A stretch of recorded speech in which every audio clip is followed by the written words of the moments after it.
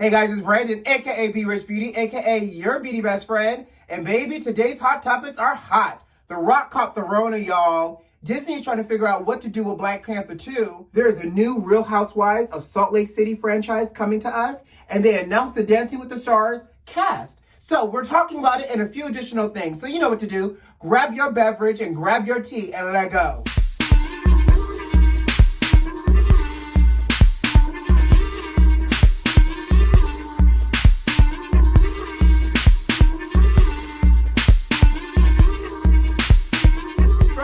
Lord Jesus, Rona is trying to strike. That's right. Dwayne "The Rock" Johnson has shared that he and his entire family tested positive for COVID-19. So he said that his two daughters bounced back just off of, they had a cough and a cold for a couple of days, but he said it was tough for him and his wife.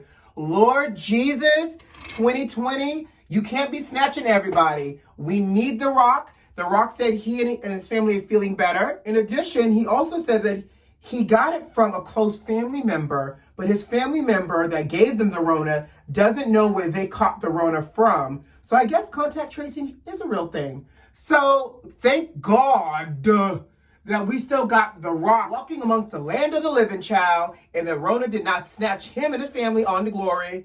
All right, y'all, what's next? Oh, speaking of Rona, we gotta talk about it. So did y'all see that CNN reported that the CDC is pushing and saying that they will have a vaccine ready by October?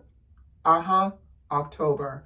Not only are they going to have a vaccine ready by October, they'll have two versions of the vaccine ready. So first of all, actually, let me backtrack. So the CDC is pushing all state and local authorities to ensure they have the proper paperwork and are getting ready to be able to receive the vaccine so that way they can deploy them within your own state and city accordingly. Now, here's the get you gotcha, right?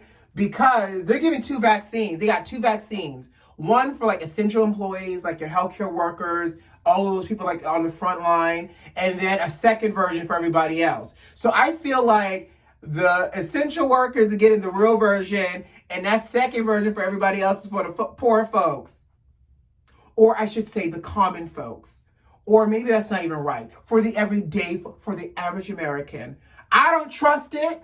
I'm telling you, something smells fishy. They're saying that it can be released by the earliest at the end of September. Y'all know we're in September. October is next month. So they're saying that it can be released the latest by, by September, but they're pushing for an October debut of the COVID-19 virus, aka this smells like Tuskegee Airmen all over to me, aka this smells like some kind of Henrietta Lap project, aka I don't know if I'm gonna be getting it done, honestly.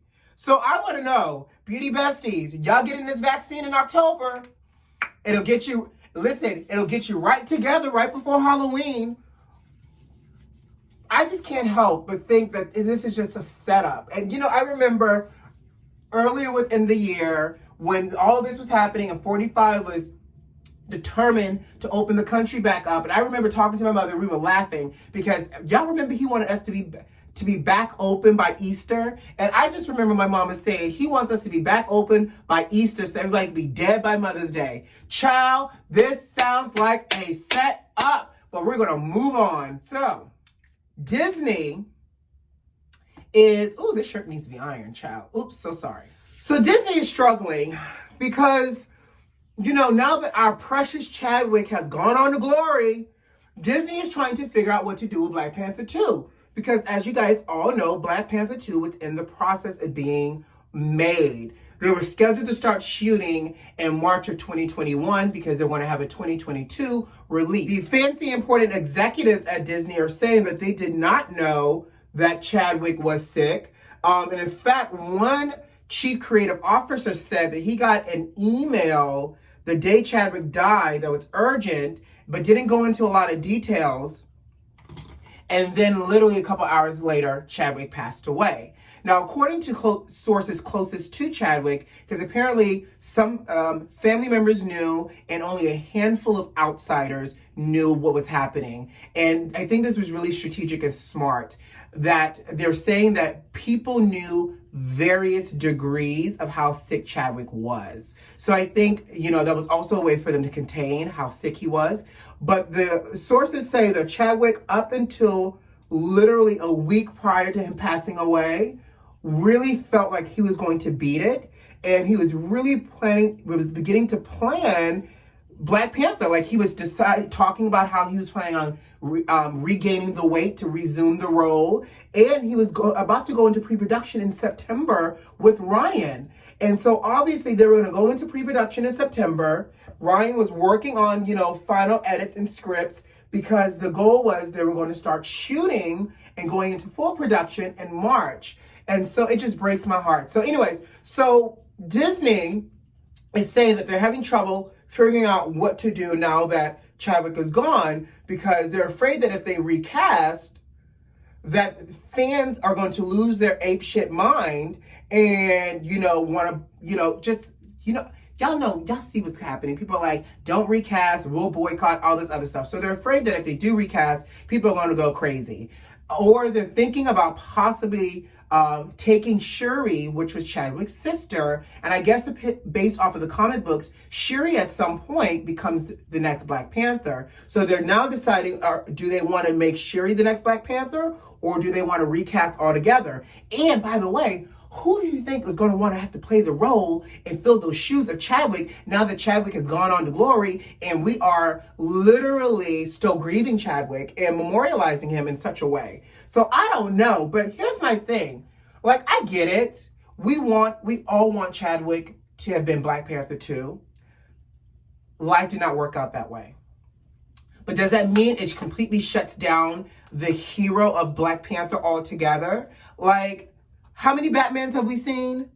How many Supermans have we seen? No one gets all up in arms when they recast Batman and or Superman. So why can't we recast Black Panther? So that's another question for y'all. What should we be doing? What do you think Disney should do about Black Panther 2? Because obviously we need Black Panther 2. And Black Panther was also supposed to be showing up in other, Avenger movies and things like that want to be interconnected. So they got to figure out something, because we need the character of Black Panther, Wakanda Forever. We need that representation. Moving on. Child, did y'all see that they announced this D-list cast for Dancing with the Stars, that Tyra Banks is the executive producer and also hosting? Nelly, okay, I'll take Nelly. Jenny Mai, Sky Jackson, and actually the most interesting person is, the husband killer, allegedly, the husband killer, Carol Baskin. Yes, the Cool Cats and Kittens, Carol Baskin, is starring on Dancing with the Stars. First of all, I have a couple questions. How y'all plan on doing Dancing with the Star during a pandemic? Second of all, does Carol Baskin's partner plan on dressing up like a tiger and they do the cell block tango during one of her routines? Because you can't have Carol Baskin on this show, honey, and not give me a cell block tango from Chicago. Ha ha. Speaking of television, all right, Bravo has announced a new franchise. And baby, it's going to be based in Salt Lake City. Ooh, this smells like diamonds, furs, snow, and drama. I love it. Not to mention, the cast has been rumored, slightly confirmed. A few notables that I think is worth me even tuning in for the first couple of episodes to see how this plays out is Meredith Marks, who's a fashion jewelry designer. She actually has some of her jewelry in Neiman Marcus. She's also designed for like Rihanna. You also have Whitney Rose, who owns her own natural skincare line. But I think the most interesting of them all is a friend of the show. And she's like, for me, the only Black face on this show. And her name is Mary Cosby, who's a first lady at a Pentecostal church in Salt Lake City. Now, what I think is the real drama, and I think it's going to get real interesting with Mary if she's on this show as a friend, is the drama involving her husband. So her husband is the bishop at the church, First Temple Church, and it's probably like First Temple Pentecostal, blah, blah, blah, covered in the Holy Blood, Jesus Christ Church. I don't know.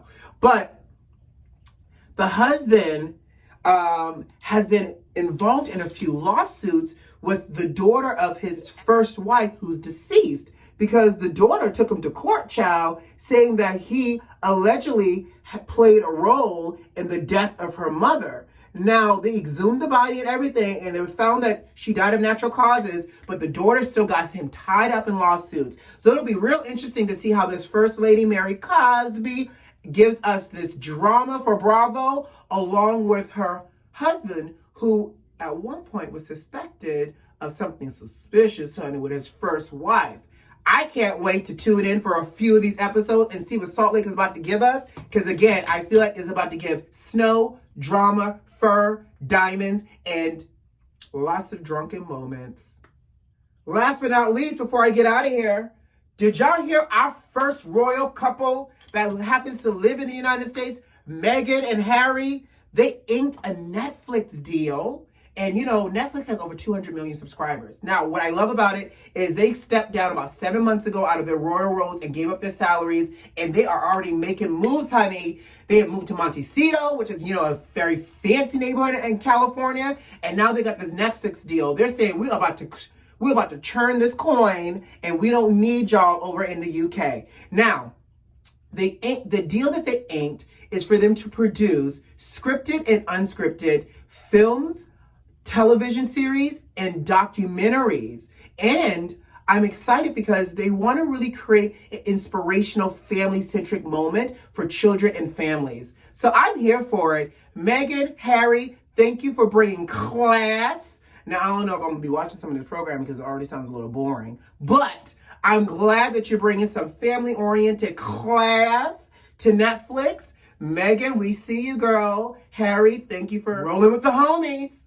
All right, guys, I got to go. You know what to do. Subscribe to the channel, and if you have not shared this channel with your friends, what are you waiting for? Like this video if you like this video, and leave me a comment. I'll see you tomorrow. Enjoy your day. Bye, guys.